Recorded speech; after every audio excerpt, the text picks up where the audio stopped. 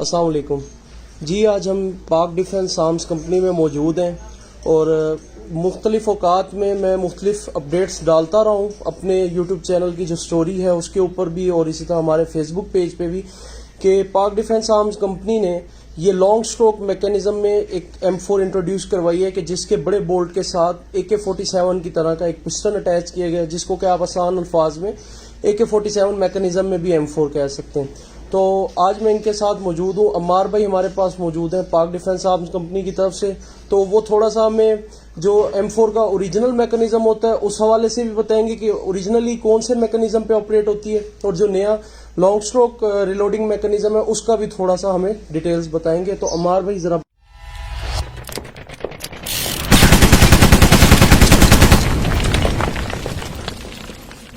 बताइए। अच्छा जी, अस्सलाम वालेकुम। तो हमने इसको डायरेक्ट इम्पीचमेंट से ख़त्म किया है। ये बताते चलो आपको, इसकी सेफ्टी इंस्पेक्शन हमने कर ली थी पहले ही, सिर्फ एक इसकी ओवरऑल लुक दिखाने के लिए आपको इसकी मैगजीन हमने लगाई थी, चेंबर इसका चेक था, इसकी मैगजीन भी चेक थी। तो आप बताइए, कंटिन्यू कीजिए अमर भाई। डायरेक्ट इम्पीचमेंट से हमने इसको ख़त्म करके लॉन्ग स्ट्रोक पे कन्वर्ट किया है। लॉन्ग स्ट्रोक वो होती है जिसमें पिस्टन डायरेक्ट बोल्ट के साथ अटैच होता है। तो लोग बहुत ज़्यादा हमें कह रहे हैं कि ये हमने HK-416 की कॉपी की है, लेकिन उसमें शॉर्ट स्ट्रोक होती है। शॉर्ट स्ट्रोक में पिस्टन जो है वो बोल्ट के साथ अटैच नहीं होता, तो उसमें पिस्टन अलग होता है और बोल्ट अलग से होता है। हमने इसका इस तरह कन्वर्ट किया है। ये डायरेक्ट पिस्टन एक बोल्ट के साथ अटैच है, ये समझे एक ही पार्ट है। तो ये लॉन्ग स्ट्रोक होती है। ये यानी आपने इसके जो बड़ा बोल्ट जिसे या बोल्ट कैरियर भी कहा जाता है उसके साथ आपने इसके पिस्टन को अटैच कर दिया और गैस ट्यूब इसकी खत्म कर दी है। जी, गैस ट्यूब बिल्कुल खत्म कर दी है। जो इसका ओरिजिनल मैकेनिज्म होता है वो होता है डायरेक्ट इम्पीचमेंट। उसमें यहाँ से गैस पाइप आता है जिसमें बहुत ही बारीक सुराख होता है, और वो गैस पाइप इधर से उसकी गैस यहाँ से बोल्ट में आती है और ये पोर्ट से निकलती है। और वो जो गैस होती है ना, वो अगर आप एक फायर भी करेंगे ना तो इसकी खोलेंगे तो फायर पिन में भी कार्बन आ गई होगी, बोल्ट के रिंग्स में भी आ गई होगी। वो मैकेनिज्म इंतहाई सेंसिटिव है, उसके लिए ना सफाई बहुत ज्यादा मतलब उसमें मैटर करती है। आपको वो 100 राउंड फायर करेंगे उसके बाद आपकी गन मतलब स्टक होना शुरू हो जाएगी। तो वो उसकी कार्बन फिर अपर में भी आती है, तो ये बोल्ट छोटे बड़े बोल्ट में भी आ जाती है, और ये बोल्ट गर्म भी हो जाते हैं। तो उसमें फिर इस बोल्ट के ये सुराख भी बहुत मैटर करते हैं। ये इसमें क्रोम होना जरूरी हो, इसके रिंग्स बहुत हसास होते हैं फिर। तो ये अब जो सिस्टम हो गया, ये समझे ये जो लॉन्ग स्ट्रोक होती है ना वो दुनिया का सबसे रिलायबल मैकेनिज्म माना जाता है। तो इसलिए हमने इसको भी लॉन्ग स्ट्रोक पे कन्वर्ट किया है। तो लॉन्ग स्ट्रोक में डायरेक्ट गैस यहाँ से ही बाहर निकल जाती है, ना अपर में आती है ना बोल्ट में आती है, कहीं पे भी नहीं आती। डायरेक्ट यहाँ से फायर होना है और यहाँ से ही बाहर। यानी ये जिस तरह आपने देखा होगा AK-47 के अंदर उसके पिस्टन के साथ एक गैस हब अटैच होता है, इसी तरह ये इन्होंने पार्ट अटैच किया हुआ है कि जिसके अंदर AK-47 की तरह उसका पिस्टन आके यहाँ पर बैठता है और यहीं से गैस कह लें कि वो इसके पिस्टन को पुश करती है और यहीं से उसकी गैस सारी बाहर निकल जाती है। मैं ये इसको आपको कैसा दिखाता हूँ फिट करके।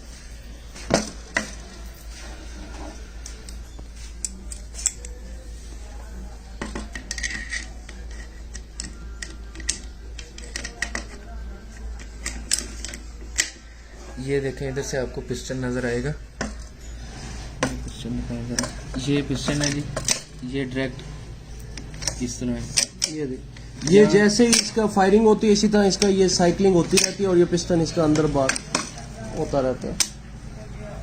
ये अब असेंबल्ड है ये।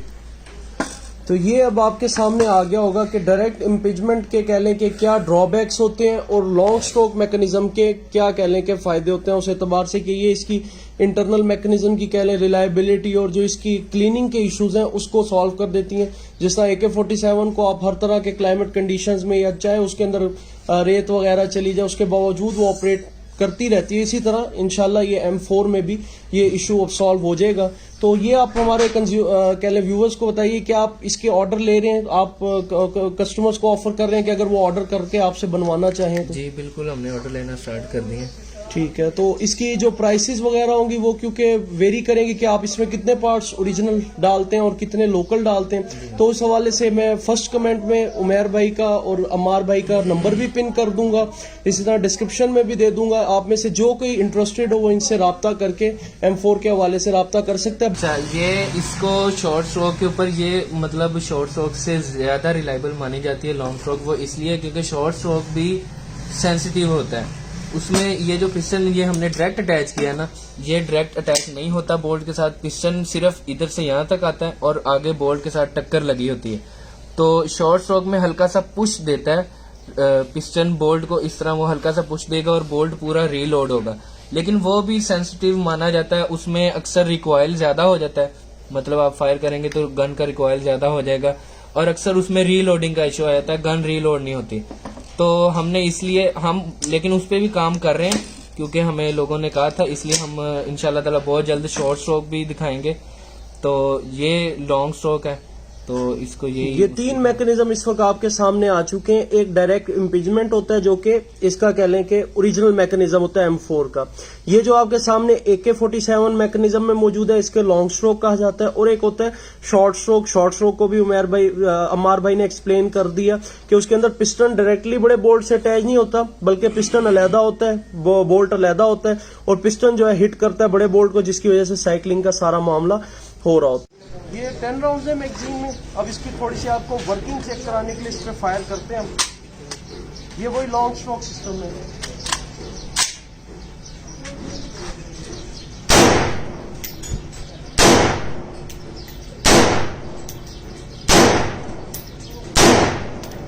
अब ये आपको जरा स्लोमो में करके हम इसका पिस्टन दिखाते हैं कि पिस्टन कैसे।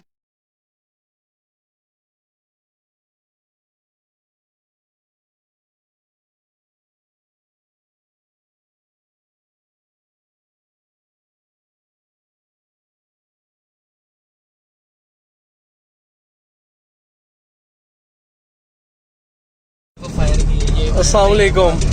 ये हमारे साथ हमारे ऑनरेबल उमैर भाई हैं, पाक डिफेंस आर्म्स कंपनी के मालिक हैं। आप अच्छे से देख लें, बाज़ लोग पूछते हैं कि यार कौन है। हमारे साथ अम्मार भाई भी हैं, उनके छोटे भाई।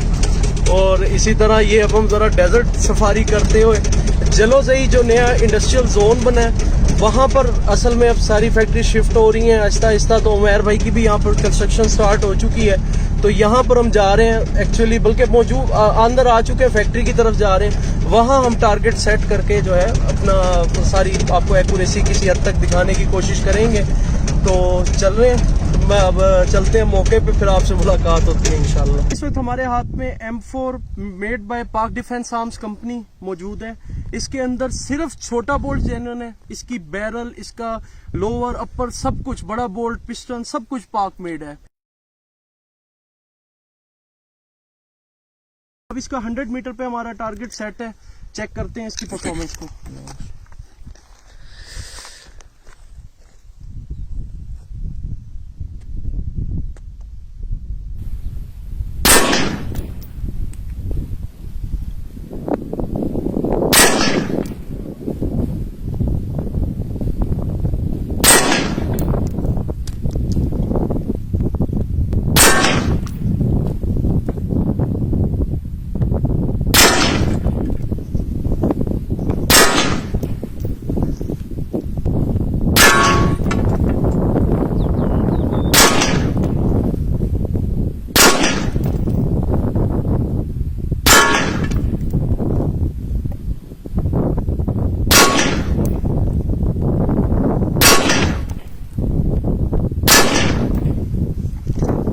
आपके सामने तकरीबन 8-10 राउंड हमने इस पे फायर किए हैं और तमाम टारगेट, ये टारगेट हमारा 100 मीटर पे मेटल की शीट थी। आवाज से भी आपको अंदाजा हो गया होगा, 1.5 बाय 1.5 फुट का टारगेट है तकरीबन।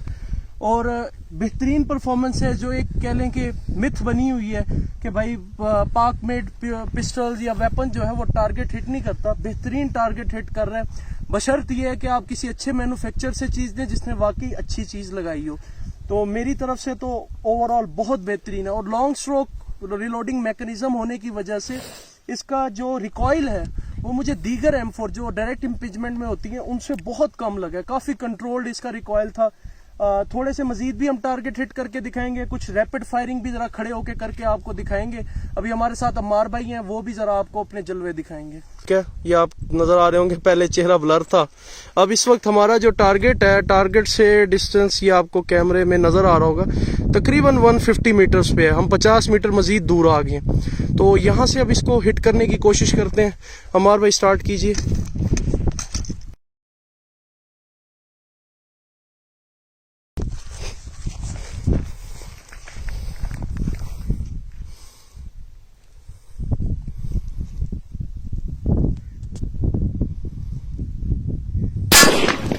Hit.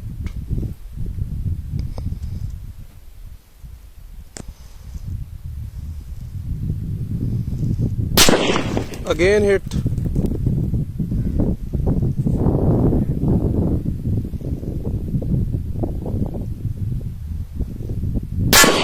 Hit.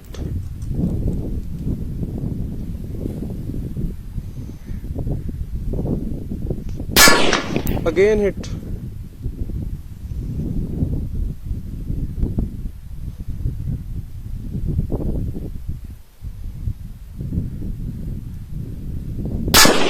Again hit. ये 5 राउंड्स हिट कर चुके हैं हम 150 मीटर पे, मजीद कर रहे हैं।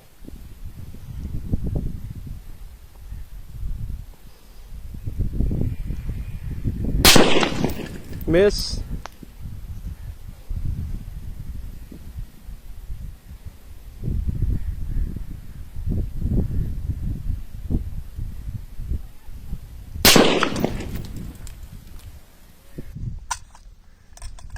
तकरीबन 7 राउंड्स फायर किए हैं, जिसमें से 5 ने हिट की है, 2 में यकीनन शूटर की गलती है। तो बाकी ये 150 मीटर्स पे टारगेट है, नेटो की एमओ है। अब मैं ट्राई करता हूँ, जरा जिगर आजमाते हैं थोड़ा सा हम भी।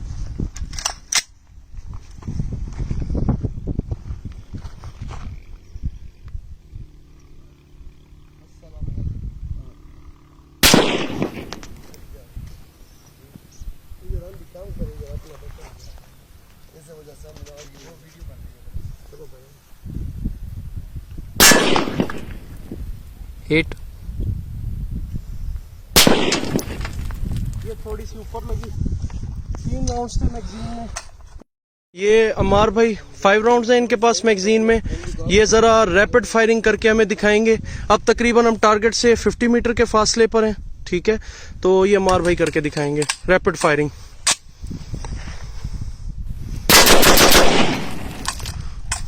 तो इसमें हमारा असल मकसद टारगेट हिट करना नहीं था, जरा परफॉर्मेंस दिखाना था। राउंड है, और जरा हम चेक करते हैं इसको।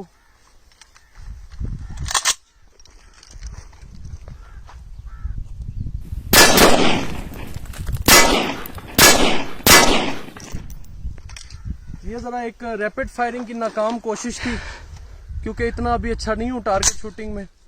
तो बेहतरीन है, एक सिर्फ मिस हुआ है, बाकी सारे टारगेट पे हिट हुए हैं। ये हमारी प्लेट है, ठीक है जी। इसके ऊपर आप देख रहे होंगे ये एक है बुलेट का होल।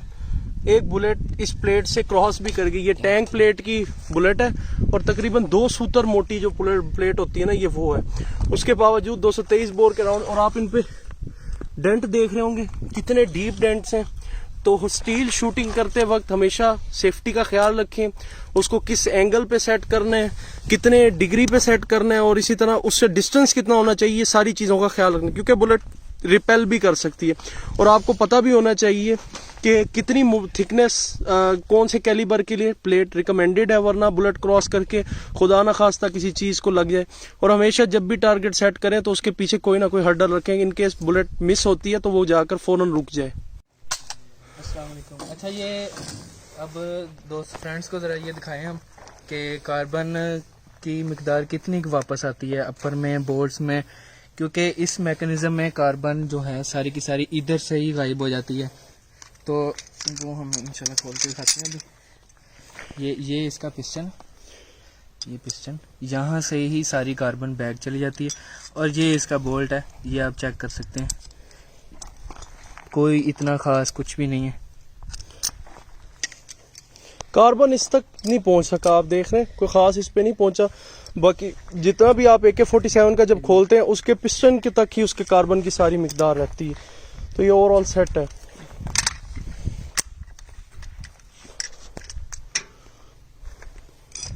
इसको मैं खोल के रखता हूँ। ये फायर पिन देखें इसके, फायरिंग पिन भी बिल्कुल साफ है। ये गाइडिंग पिन, सिर्फ ऑयल जो है वो ही है।